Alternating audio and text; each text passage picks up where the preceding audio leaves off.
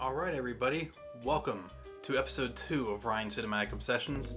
Today we're going to be talking about my Star Trek Ultimate Voyage experience concert that I went to, and we're also going to be talking about Federico Fellini's Strada.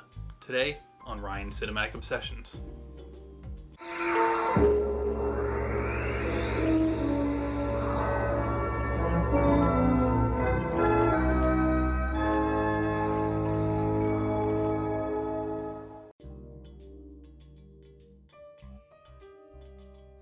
Alright everybody, well, as you probably know, because I've dropped hints here and there, recently this past weekend I went to the Star Trek Ultimate Experience 50th Anniversary Celebration Concert. Basically, they got a group of musicians together, and I'm pretty sure it's the same group, but they travel the world, and they're giving this awesome concert, celebrating the sights and the sounds of Star Trek, mainly the music though. As you'll see in the little videos that I got, I've been looking forward to this for so long, and it was beautiful. It was just beautiful. I actually maybe have teared up a few times because that's just how music moves me. And I've always been a huge Star Trek fan my whole life. I grew up, watching Next Generation, the original series, all that stuff. And one thing I've really always loved about the franchise in general is its music. It's very powerful and unique music. Mainly Jerry Goldsmith's score. He didn't write the original series score, but he wrote the Next Generation. Let's backtrack. He wrote the Star Trek The Motion Picture score, which was eventually reworked into the score for Star Trek The Next Generation. Jay Chattaway is actually the person who did the music for Star Trek The Next Generation. I'm pretty sure for all the seasons. But I've actually always known that he is actually a distant relative of mine. Far back, and it branched off a little bit, but he is a distant relative of mine, which is awesome. Growing up, every time I saw his name pop up on the screen, I was like, hey, it's our relative, that kind of thing. Of course, I was a kid, I didn't say relative, but we are related. I just don't know exactly how, but I think I have an idea. I'm big into Ancestry.com, and so I think I know where the branch off happened. But that's neither here or there, but I have always loved Jerry Goldsmith's music, but specifically his original score for the Star Trek The Motion Picture is one of the best musical compositions for film.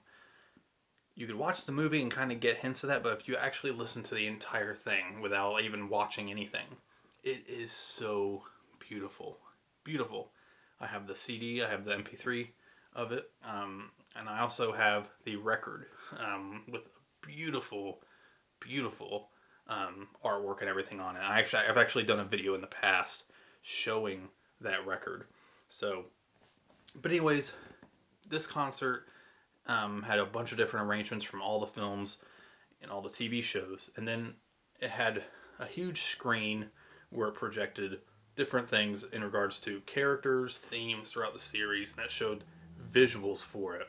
One time it'll talk about one crew of each of the series, and it would show clips while the music's going. And it was amazing. It would do clips of movies. It would talk about the Vulcans, Kirk, Spock. It would do some Picard stuff. Basically everything. And it would be broken into different segments. And the music fit perfectly, as you can see in the video that I'm going to show now.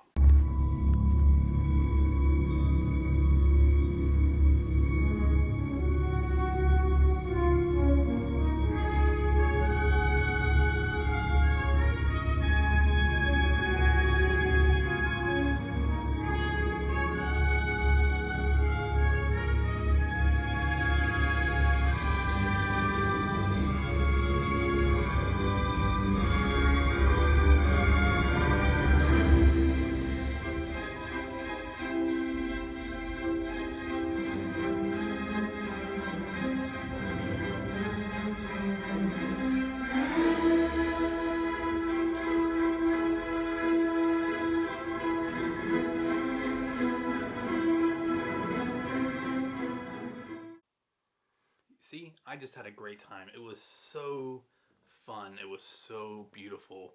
If it's going to your city, I'd try maybe getting tickets because it is definitely something you need to see. It's been sold out, in a lot of places, but you may still be getting it at your city. I know the East Coast of the United States was the first to get it in the United States. I think it was recently in Europe. I think that's where the tour was before that. But now they're on, I don't know exactly where they're at now, but this was about a week ago, so I'm sure they're in a different city by now. But I definitely highly recommend it. You could see my clips in this video. Go on YouTube and just type in Star Trek The Ultimate Voyage or Ultimate Experience kind of video, and you'll see videos all on it. But it's truly remarkable. I did tear up a couple times, especially the themes dealing with father and son, friends, and man, they did one, I forgot what they actually did it with, but I think it was like a father and son or a loved ones kind of thing where they would show clips of emotional moments between characters, and they showed Star Trek II, The Wrath of Khan, Spock, at the end, dying, basically. Yes, he comes back, but so it's not spoiler, but everybody knows that Spock dies at the end of Wrath of Khan, and there's that famous scene, and they kind of do stuff like that. They do some stuff with like Picard, but they played the score from First Contact, which is one of the most beautiful scores for a film, or really a Star Trek film in general, and it is so powerful. I literally had tears in my... It was so powerful. And I love music anyways. I've played music most of my life, so it's just, it was just amazing. I looked at the ticket, I looked at the price, and I'm just like, gosh, I just feel like I don't know, it's hard to explain, but I feel like I lived a lifetime in that. I mean, I felt there in the world of Star Trek, and it was just amazing. So I definitely wanted to talk about that in this second episode, because it was just amazing.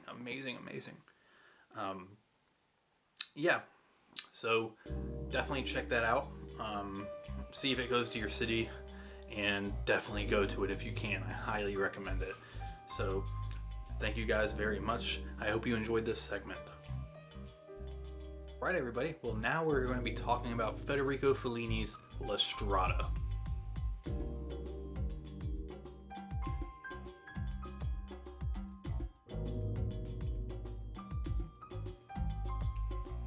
Alright everybody, well welcome back. We're going to be talking about Federico Fellini's La Strada. Oh man, this film has been one of my favorite films of all time. Probably in the 10 years since I first saw it. I think I saw it in like 2005. I'm pretty sure. Maybe 2004 was the first time I saw La Strada. Now, I will say straight up that towards the end of this review, I will talk about the ending. But when that happens, I will let you know. I will show a spoiler warning on the bottom of the screen. And I will give you the option down there of where to fast forward, or where to put the point, the second counter, to where you could skip the part and then you could just go to the closing segment. And that'll be down in the description box as well. But basically, La Strada, really quick before I get into the whole backstory and all that stuff with the film. Basically, La Strada is about a woman named Jessamina, and basically she comes from a kind of a poor family. She is sold into working with, or being the assistant to, Zampano, who is played by Anthony Quinn. Juliet Messina plays Jessamina, and basically Anthony Quinn, he is a terrible character. He's a brute strong man. He basically goes around in his truck. It's really a trailer connected to a motorcycle, and he performs acts all around these little Italian towns where he's a strong man. So he ties a chain around his chest, and he tries to break the chain using his chest muscles, and he's like a strong dude. Then he passes around his hat, gets tips, that kind of thing. Gelsomina, who he treats like complete crap, actually gathers the tips and everything for him. And it's basically about their relationship and how they interact with each other. And you kind of get a feeling that maybe she needs him and he needs her, but neither of them are like willing to admit it to each other anyways. And from me telling you that, you might think, oh, it's kind of a romance kind of thing. It's not. I don't think there's anything, and I think it's purely like emotional, like they need each other because he's so terrible and treats her like crap, and he sleeps with other women. He leaves her at places, and he slaps her whenever he wants, and he is just an ass. He is a complete ass. And Juliet Messina, who was married to Fellini for so many years, her face, she has such a sweet and innocent look to her. You can't help but side with her and be with her and feel her pain.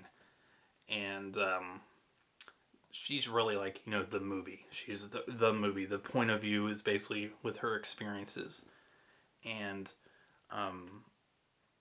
she's kind of naive. She's kind of dim-witted a little bit because she doesn't really know a lot. She's young and she hasn't really experienced the world. She's soft-spoken.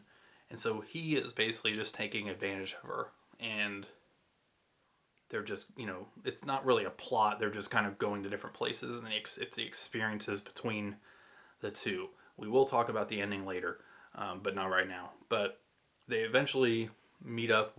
She cross paths with a character played by Richard Basehart. That's his name, right? Yes, Richard Basehart. And he's kind of like a goofy circus performer kind of guy. He's like a comedian, like a jester. He's basically like an old age jester. And he, Zampano sees him and he's just like enraged that she's even talking to him. And there's some reasons why. But Richard Basehart's character he has a thing in his head that he wants to make Zampano angry all the time. He makes fun of him. He makes jokes. We think it's funny, as viewers. And Zampano is not going to have it. And so basically you have these three characters and they weave in and out of each other's lives. And of course I'll talk about the ending. So that's basically the movie. It's Strada, which is Italian for the road. So it's about the road that these characters are on together, and they're on a literal road as well. But La Strada came out in 1954. It was kind of the bridge between two eras in Fellini's filmmaking. He came out of a period of time in Italy that was just completely full of political ideology. Mussolini was in rule, basically, and whatever that government did, they told all their people what they were supposed to do. Propaganda machine, all this stuff. So, like, the film industry itself was very, was just used as, like, propaganda. When Mussolini fell, there were some other Italian films around that time, but when Mussolini fell, the film industry started kind of, doing their own thing. And almost like a film revolution started. This period, post-World War II, Italy, in terms of their filmmaking, is called neorealism. That's basically what they call it. And it lasted from like 1944. I would say, me personally, I would say into the late 50s, maybe even early 60s. And, let me see. Most of the films, I'm looking at my notes that I have, most of the films that came out that were big, huge, were like late 40s, early 50s. Oh, okay, so I said it was too long. It was actually from like 1944 to the mid 50s is when neorealism kind of ended. But this was a period of time when these Italian films, the neorealism films, were from the point of view of poor, down, like low people in the class system. Most likely, the films themselves, other than having maybe a couple big, huge stars, they would have, or other than a couple stars, everybody would look like the real life thing. They got non-professional actors to play parts, to be, just really show the faces of this time period. Of course, most of the films dealt with the destruction and of the post-war era of the cities. So of course, it was very common in these films to see old ruins that were destroyed during the war. And so it was really about the struggle of these people. Of course, not every film dealt with struggle, but the underlying theme in all those films was some kind of struggle, and they're trying to overcome, that situation, those living conditions. It really made for some very powerful cinema because we can't help but feel for these people by the corrupt government that they were a part of, or that ruled over them, and the kind of crisis mentality that erupted in these people when the government fell. I mean, a lot of confusion, a lot of different ideologies. So that's neorealism. Fellini was big into neorealism at first. Strada is considered the bridge between his neorealism period and his more realist period. He will tell you, Fellini would tell you back in the day that he didn't really like how people classified his films that way. But if you look at Strada and then look at his past films, they really were very neorealist. But if you look at his films afterwards, they're very realist. And some of them dealt with surrealism and all that stuff too. But this was the bridge between the two because it kind of broke off from the normal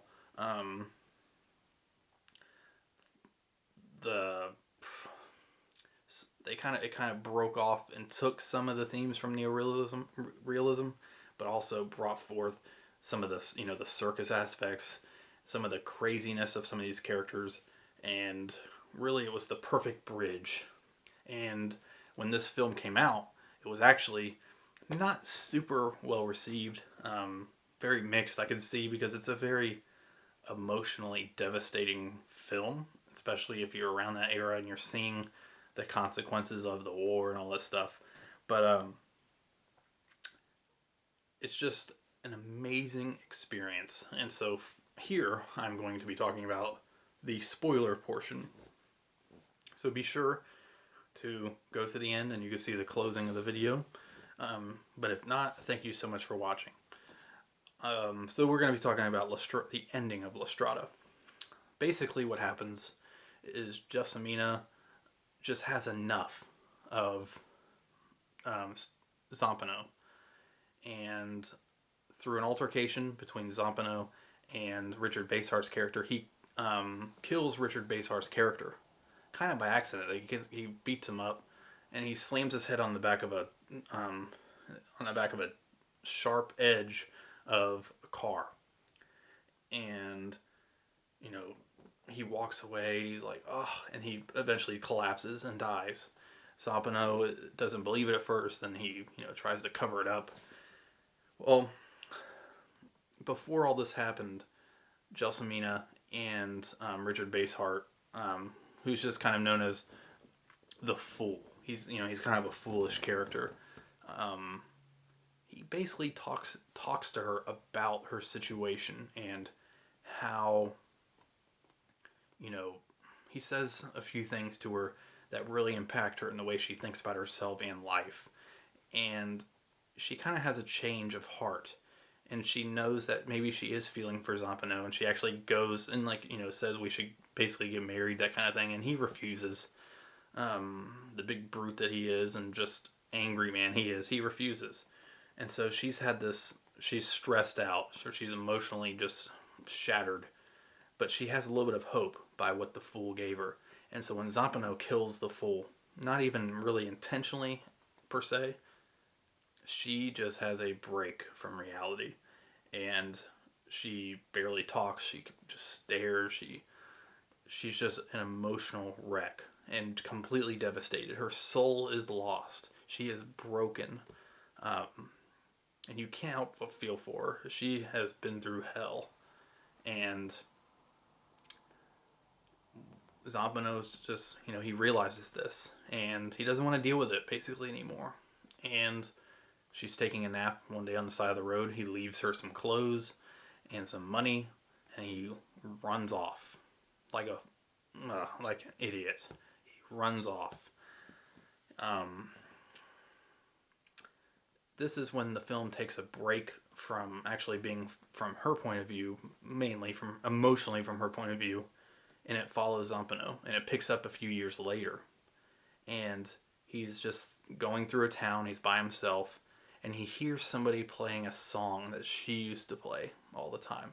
He thinks it's kind of her, and so he goes and he finds out who's doing it, and then he sees a woman who says that it's basic. She's singing that song or playing that song because she heard a woman. She used to come around the town and play it all the time, and Zampano's like, wait, is this person? And the woman's like, yeah, it wasn't. We never, really knew anything about her, but she came into town. She was doing, making her rounds and trying to make some money. She wasn't always there. She was kind of out there. She was kind of crazy, emotionally disturbed. Not disturbed in a crazy way, but she had some issues. She was depressed, and everybody kind of noticed it in the town. And basically, she's telling Zampano that this woman came to the town. We took her in. She was just had no heart, no soul. She was just done, and she eventually withered away and died.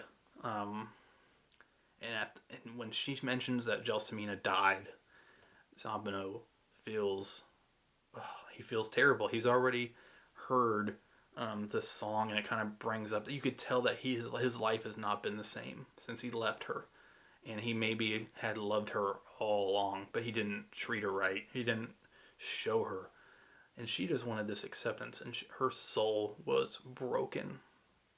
So he finds out that she dies. He goes into a drunken binge in a bar, and he's emotionally wrecked. And he goes out to the beach that the woman said that they found Gelsomina at when she was just at her wit's end. And he is just crying.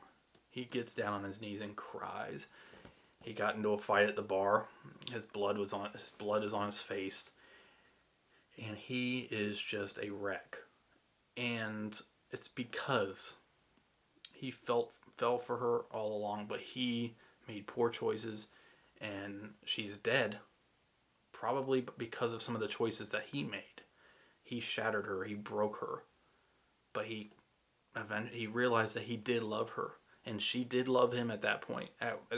So it was just added up, and the emotional power that's at the end of this film is seeing what Zampano lost, what he could have had if he would have been true to her. He could have really loved her and accepted her instead of just being a brute, somebody who owned her. And I'm not gonna lie, at the end of this film, I'm a wreck as a viewer. It hits me right in the stomach because it is such a powerful statement.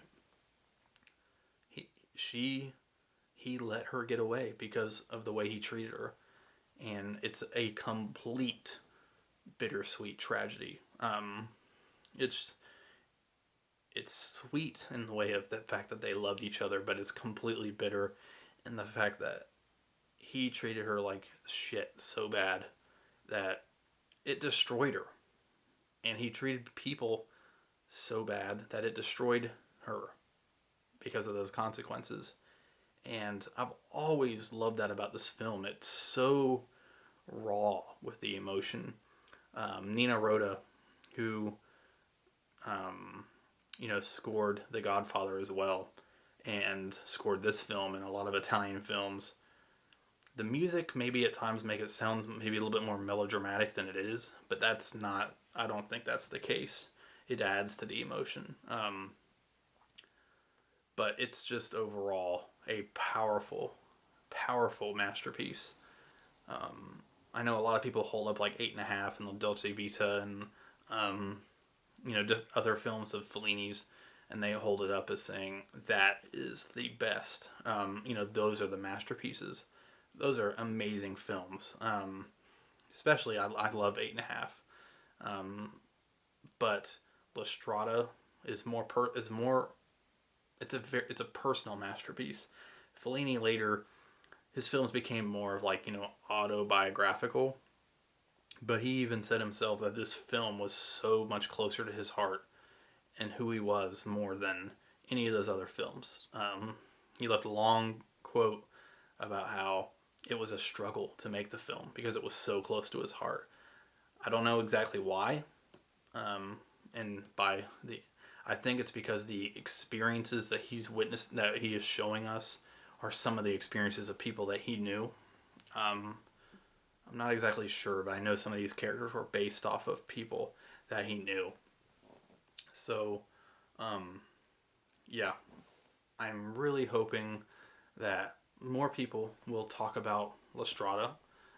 You guys could pick up, if you're in the United States anyways, you could pick up the Criterion of this. Has not been released on Criterion Blu-ray yet. I'm really hoping that in 2016 this film will get a Blu-ray because it would be beautiful. But yes, La Strada, the 1954 film by Federico Fellini. I hope that if you are watching this and you've seen the film, I hope that maybe I open up your eyes to some of the themes and maybe some of the history behind the style of film that this is. And leave your comments down below what you think personally about this film.